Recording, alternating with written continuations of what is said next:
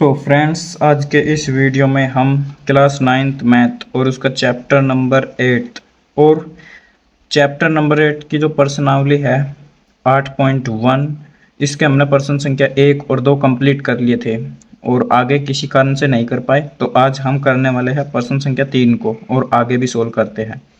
तो प्रश्न संख्या 3 क्या है? प्रश्न संख्या 3 क्या है? समांतर चतुर्भुज ए बी सी डी का विकर्ण ए सी कोण ए को समद्विभाजित करता है। देखिए आकृति दिखाइए कि ये एक आकृति दी हुई है इसकी, और सिद्ध क्या करना है इसमें। पहला पॉइंट कहा इसने कि यह जो एंगल सी है को भी समद्विभाजित करता है, मतलब यहाँ पर भी ये क्या हो गए, आपस में बराबर हो गए। मतलब इसको कोई कोण मान लो, जैसे कि इसको मान लिया 4 और इसको मान लिया एंगल 3, तो 3 और 4 क्या हो गए, आपस में बराबर हो गए। ये कहना चाह रहा, ये तो है ही है। इसको मान लेते हैं 1, इसको मान लेते हैं 2, तो 1 और 2 आपस में कोण बराबर है, तो हमें दिखाना कि कोण 4 कोण 3 भी आपस में बराबर होंगे। दूसरे पॉइंट में क्या करना सिर्फ, ए बी सी डी एक समचतुर्भुज है। समचतुर्भुज का मतलब क्या है कि इसकी जो मतलब आसन भुजाएं है, आसन भुजाएं क्या होती है, जो एक से मिली होती है, तो वो भी क्या है, आपस में बराबर है। मतलब यह भुजा इस भुजा के बराबर दिखानी, तो क्या होगा, ये एक समचतुर्भुज होगा। तो चलते हैं क्वेश्चन को सोल्व करते हैं अच्छे से। तो सबसे पहले मैं क्या करता हूं, एक डायग्राम बना लेता हूं। ये बना लिया मैंने डायग्राम, इसको नाम दे दिया डी सी ए और ये है बी। ये है विकर्ण, ए सी क्या है, विकर्ण है। और इसने क्या कहा कि ये कोण और ये कोण, मतलब ए क्या है, समद्विभाजित करता है इसको। जो ए सी है वो एंगल ए को क्या करता है, समद्विभाजित करता है। मतलब इसको मान लिया मैंने 1 और इसको मान लिया एंगल 2, इसको मान लिया एंगल 3 और इसको मान लिया एंगल 4। तो सबसे पहले मेरा क्या काम है कि दिया क्या है, दिया है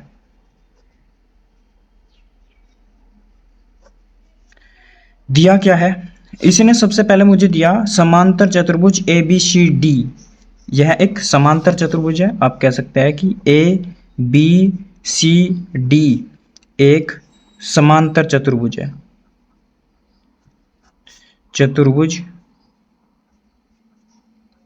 है। और क्या कहा, और इसने कहा कि जो विकर्ण ए सी है वो ए को समद्विभाजित करता है। तो आप कह सकते हैं ए सी विकर्ण एंगल ए को समद्विभाजित करता है, समद्विभाजित करता है, ये दिया था। तो अगर ये इसको समद्विभाजित करता है तो मैं कह सकता हूं कि एंगल 1 बराबर होगा एंगल 2 के। इसको मान लेता हूं समीकरण 1, कोई दिक्कत नहीं होगी। और सिद्ध क्या करना, सिद्ध करना है, सिद्ध करना है। क्या सिद्ध करना, जो एंगल 3 है वो बराबर होगा किसके, एंगल 4 के। ये हमें इसमें सिद्ध करना है। तो अब मैं क्या करता हूं, ये दिया है जो, मतलब इसको तो सिद्ध करना है। तो सबसे पहले मैं क्या करता हूं, जो इसने दिया मुझे, इसने मुझे सबसे पहले आपको क्या देखना कि ये है, मतलब अब चतुर्भुज की बात कर रहे, जो एंगल 3 है जेड बना रहा है, ये देखो ऐसे करके। अगर मैं इसको ऐसे देखता हूं, अगर मैं इस भुजा को देखूं, क्योंकि ये एक समचतुर्भुज है, तो जो डीसी है, डीसी है वो समांतर है किस भुजा के, ए बी के। कौन सी के, ए बी के समांतर है। तो इससे मैं क्या कह सकता हूं कि जो एंगल 3 है वो किसके बराबर होगा, एंगल 2 के। एंगल 3 एंगल 2 के बराबर होगा, मतलब इस भुजा वाला और इस वाला साइड का एंगल। तो इससे मैं क्या कह सकता हूं, एंगल 3 बराबर होगा एंगल 2 के। क्यों, क्योंकि यह एक एकांतर कोण है, एकांतर कोण, ठीक है। अब क्या करता हूं मैं, अब मुझे दिख रहा कि अगर एंगल 1 की बात करूं, सबसे पहले मुझे ये भी दिख रहा कि एक समांतर चतुर्भुज है, तो इसके आमने सामने की भुजाएं क्या होगी, समांतर होगी। तो AD है वो BC के क्या है, समांतर है। AD है वो BC के समांतर है। ठीक है, तो मैं क्या कह सकता हूं कि एंगल 1 एंगल 4 के क्या होगा, बराबर। एंगल 1 है वो एंगल 4 के क्या होगा, बराबर होगा। ठीक है, अब समीकरण 1 से देखो, समीकरण 1 से मुझे क्या दिख रहा है, एंगल 1 एंगल 2 के क्या है, बराबर है। एंगल 1 एंगल 2 के बराबर है, तो मतलब यहां पर मैं क्या लिख सकता हूं, एंगल 2, और यहां पर एंगल 2 है तो यहां पर क्या लिख सकता हूं, एंगल 1। तो इससे मुझे क्या पता लग रहा कि एंगल 1 बराबर होगा एंगल 2 के बराबर होगा, एंगल 3 के बराबर होगा, एंगल 4 के। मतलब क्या है कि ये सभी कोण आपस में क्या है, बराबर है। ठीक है, अगर ये सभी आपस में बराबर है तो मुझे क्या सिद्ध करना था कि एंगल 3 और 4 के बराबर है। तो एंगल 3 और 4 ये भी तो आपस में बराबर हुए, तो मैं कह सकता हूं इसको समीकरण मान लो या फिर लिख लो, समीकरण इसको 2 मान लिया, तो एंगल 3 बराबर हो गए एंगल 4 के, समीकरण 2 से, और यही सिद्ध करना था, हेंस प्रूव।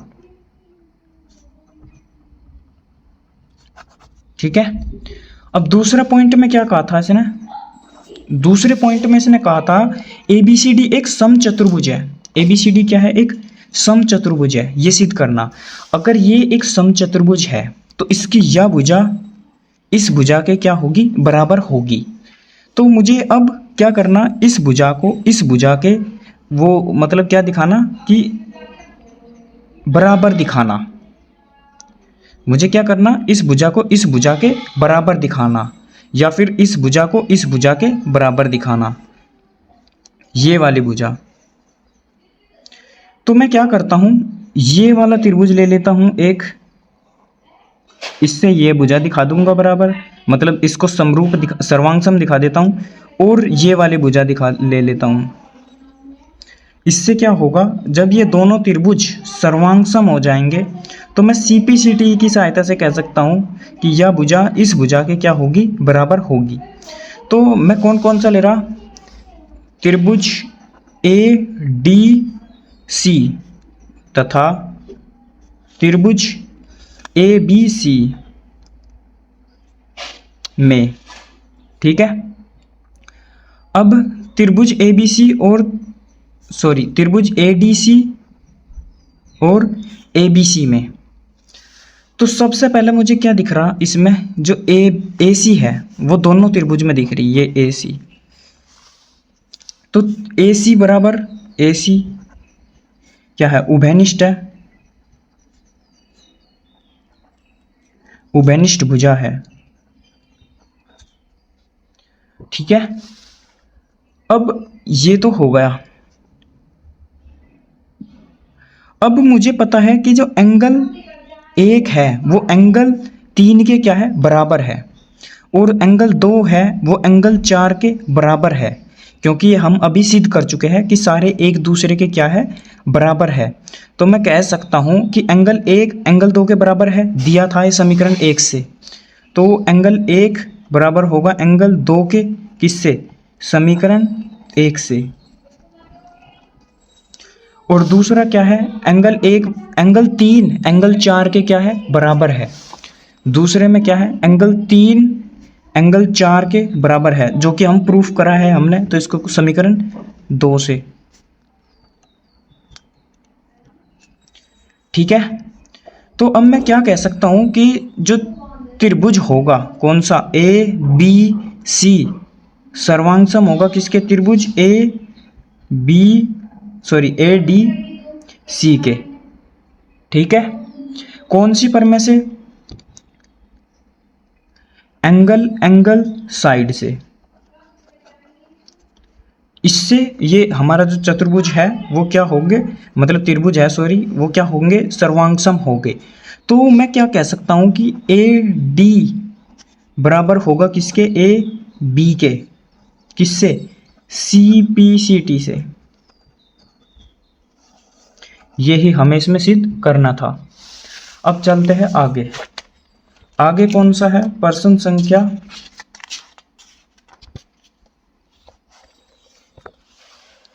अब चलते हैं प्रश्न संख्या 4 की ओर।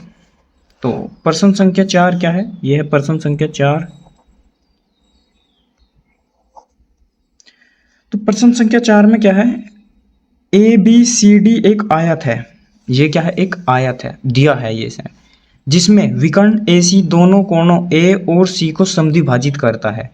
ए और सी इन दोनों को क्या करता है? इसको समद्विभाजित करता है, मतलब कि दो बराबर भागों में बांटता है। यहाँ पर भी दो बराबर भाग होंगे और यहाँ पर भी। आगे क्या कहा? दिखाइए कि, पहला तो कहा इसने कि ये एक वर्ग है, इसको एक वर्ग सिद्ध करना। अगर मैं यहीं पर कॉमन सेंस के उससे बताऊं आपको, अगर ये मुझे वर्ग सिद्ध करना तो क्या होगा? वर्ग की सारी भुजाएं बराबर होती है, लेकिन आयत की क्या होती है? बराबर नहीं होती। आमने सामने की भुजाएं क्या होती है? समांतर होती है।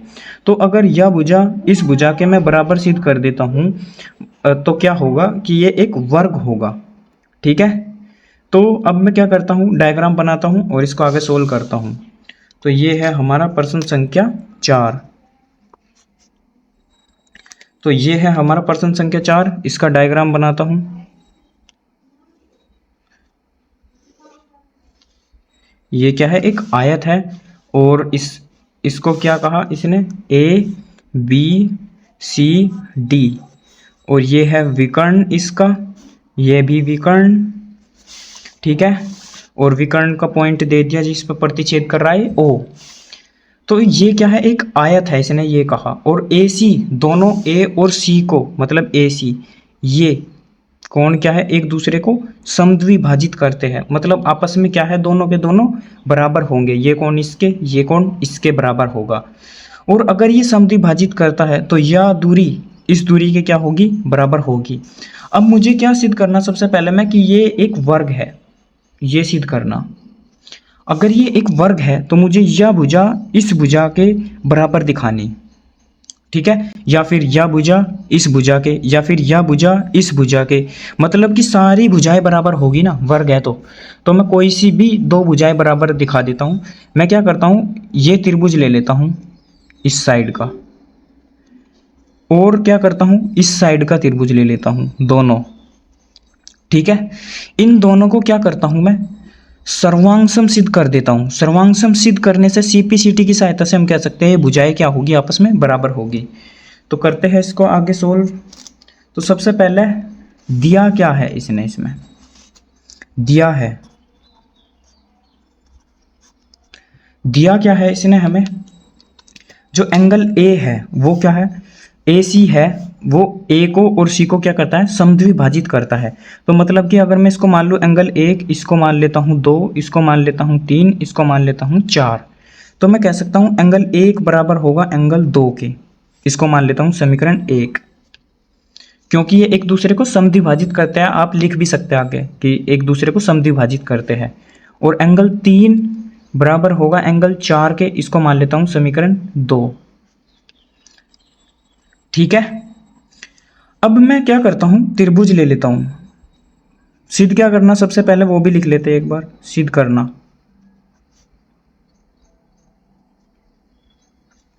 सिद्ध क्या करना हमें? कि ए बी सी डी एक वर्ग है। पहले में ए बी सी डी एक वर्ग है, ये सिद्ध करना। अगर ए बी सी डी एक वर्ग है, ये सिद्ध करना, तो अब मुझे क्या करना है?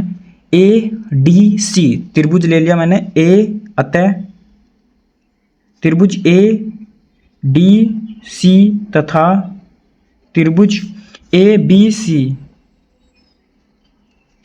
में। ठीक है, अब मैं क्या करता हूं? इसको सर्वांगसम सिद्ध करता हूं। तो सबसे पहले मुझे क्या दिख रहा?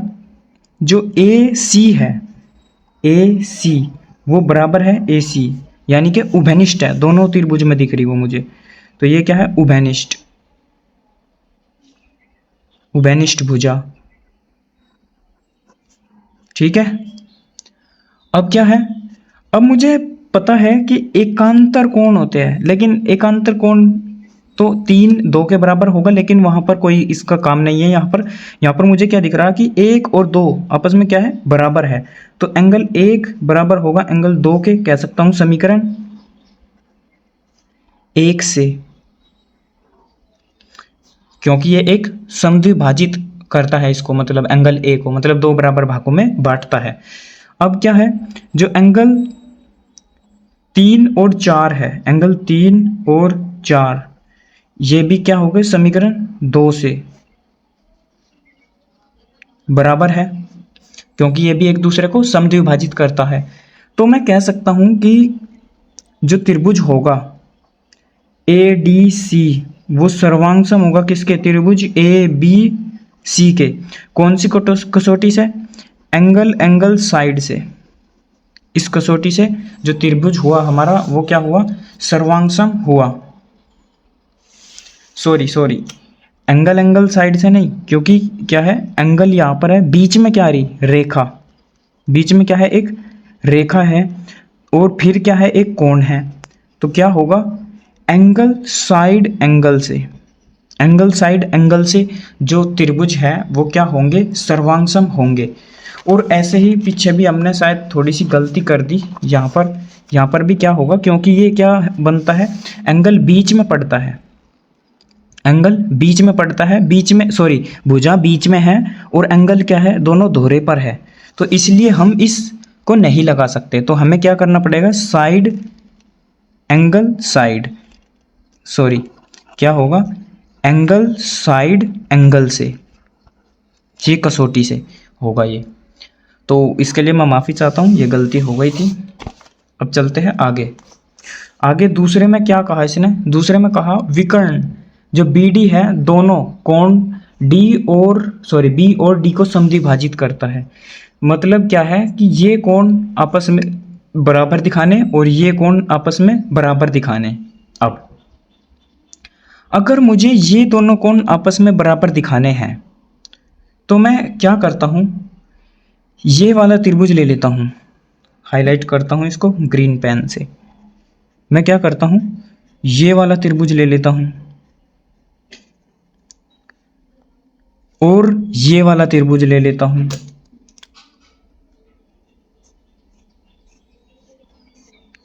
इन दोनों त्रिभुज को मैं क्या करता हूँ, सर्वांग सम सिद्ध कर देता हूँ। उससे क्या होगा, सीपीसीटी की सहायता से तो हम कह सकते हैं कि एंगल जो, मतलब इसको कुछ एंगल नाम दे देंगे, या फिर ओ बी ए बराबर होगा किसके, ओ बी सी के। ठीक है, तो अब मैं क्या करता हूँ, त्रिभुज ले लेता हूँ, कौन कौन सा, दूसरा पॉइंट कर रहे बम सोल। तो त्रिभुज ए बी ओ तथा त्रिभुज सी बी ओ में। ठीक है, अब मुझे क्या करना, मुझे ये दिख रहा, तो इसमें सबसे पहले मुझे क्या दिख रही, जो ओ बी है वो क्या है, कॉमन है, मतलब कि उभयनिष्ठ है। तो मैं लिख सकता हूं ओ बी बराबर ओ बी, उभयनिष्ठ भुजा। ठीक है,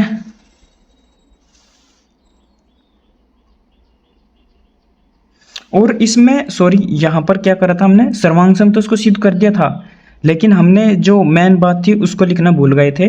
तो उसको मैं यहां पर लिख देता हूं कि जो डी ए या फिर ए डी भुजा होगी वो बराबर होगी किसके, डी सी के, किसके, डी सी के या फिर ए बी के, किससे, सी पी सी टी से। तो आप कह सकते हैं कि अर्थात यह एक वर्ग होगा। आप ए बी सी डी लिख सकते हैं, ए बी सी डी एक वर्ग होगा, अपनी लैंग्वेज में इसको लिख सकते हैं। तो ये था, अब हमने ये वर्ग सिद्ध कर दिया था पिछले पर्सन में। तो यह भुजा इस भुजा के क्या होगी, बराबर होगी। ठीक है, तो मैं क्या कह सकता हूं, ए बी बराबर बी सी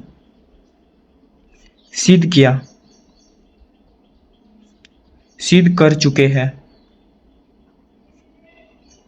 ठीक है, अब यह भुजा इस भुजा के बराबर है, ये भी हो गया। अब इसने क्या कहा था कि अगर ये एक वर्ग है और हमने सर्वांग सम भी सिद्ध कर दिया, तो मैं क्या कह सकता हूं कि एंगल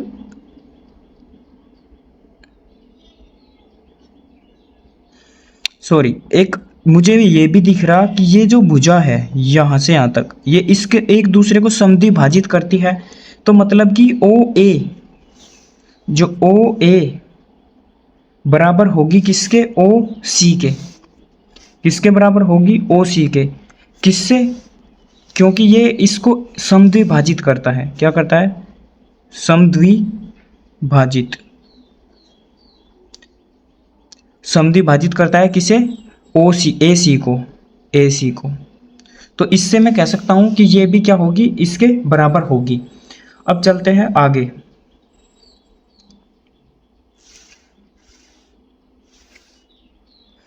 अब मुझे क्या दिख रहा है, ये भी साइड है, ये भी साइड है, ये भी साइड है, ठीक है। तो मैं कह सकता हूं कि त्रिभुज ए बी ओ सर्वांगसम होगा किसके, त्रिभुज ए बी सी के। किससे, कौन सी कसौटी से, साइड साइड साइड नियम से, ठीक है। ये था, तो ये हमने सिद्ध कर दिया है। अब देखते हैं इसने क्या कहा था कि ये क्या है एक, तो हम क्या लिख सकते हैं, जो एंगल ओ बी ए, एंगल ओ बी ए बराबर होगा किसके, एंगल ओ बी सी के। किसके, ओ बी सी के। किससे, सी पी सी टी से। ये था, ठीक है। और अब ये वाला भी दिखाना है, तो आपको सेम टू सेम ले लेना है, मतलब त्रिभुज ले लेना ओ डी और sorry A O, sorry A D O और ओ डी सी या फिर सी डी ओ, ये दोनों त्रिभुज लेंगे आप। और फिर क्या करेंगे, ये कॉमन भुजा है और यह भुजा और यह भुजा इसको समद्विभाजित करता है। दूसरी बात मिल गई, वर्ग की भुजाएं हैं तो यह भुजा आपस में क्या होंगी, बराबर होंगी। तो इससे क्या कह सकते हैं आप, ये इसको मतलब सर्वांगसम हो गया। जो दोनों त्रिभुज है, ये वाला और ये वाला आपस में सर्वांगसम हो गया, ये सिद्ध करना। फिर उसके बाद में आप कह सकते हैं सीपीसीटी की सहायता से जो एंगल होगा ए डी ओ वो किसके बराबर होगा, एंगल ओ डी सी के। बस यही सिद्ध करना था दोनों में। तो ये दोनों क्या हो गए, अर्थात समद्विभाजित करते हैं, मतलब डी सी को क्या करते हैं, डी बी को समद्विभाजित करते हैं। तो आप ये लिख सकते हैं अपनी लैंग्वेज में। तो ये आगे आपका होमवर्क कार्य है, इसको सिद्ध करना। मतलब इसको क्या करना, सिद्ध, सर्वांगसम सिद्ध करना। इस त्रिभुज को, इसको ले लेना और इसको मैंने बता दिया, सेम टू सेम होगा जैसे ये था, यही कसौटी लगेगी।